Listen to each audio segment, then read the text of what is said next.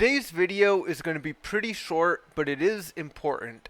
We are going to cover how we can update SillyTavern. And before we hop straight into this, I would like to note, I wouldn't always recommend updating SillyTavern just because there's a new release. I would really wait until there's a particular reason you want to update SillyTavern, especially if you're running extensions or if you have a lot of characters in your SillyTavern. Number one, if there are extensions in your SillyTavern that aren't officially from SillyTavern, or in all honesty, even sometimes the ones that are officially from SillyTavern, they can break on updates. Keep in mind, SillyTavern is a freely provided open source software, and as such, it does have its own little kinks inside of it. What I would recommend in a lot of those cases is that you just reinstall SillyTavern in a separate folder, just like you did before. I'll link the video on how we downloaded SillyTavern in the description below. And then you could kind of port over your characters and bring over any extensions you want.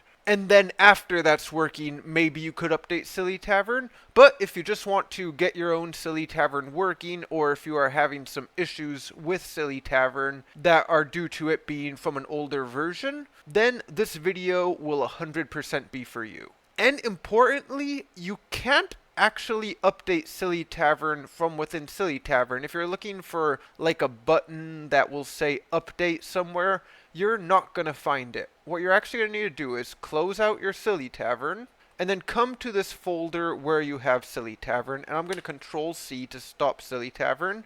And if I do ls or dir if you're on Windows, you can see we are in our SillyTavern directory. And within this directory, we can run git pull. And it is important that you have git installed. You should already have git installed from when you downloaded SillyTavern. If you installed SillyTavern on a Windows system using a zip file, git pull isn't going to work. And I would really recommend that if that's the case, you just uninstall SillyTavern and reinstall it using git, because that is officially kind of the recommended way to download SillyTavern. And again, I will put a link to the install video in the description. But then I run git pull, and it seems there actually has been a bit of an update. So a few files were changed when I pulled the git repo. And I cannot just run npm start like we usually do. That won't actually activate the update. And we don't want to use npm install.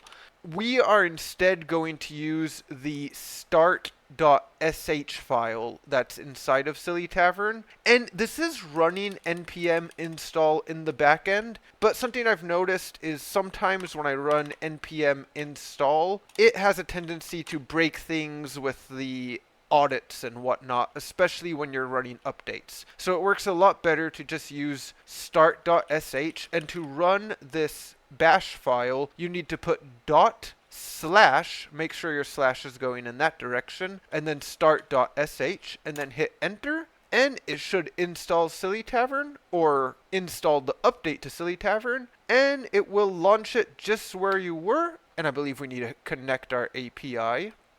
And we can talk to Serafina or whoever you're talking to in the chat you had before you started your update. So I'm back and updated. And Serafina won't know what that means.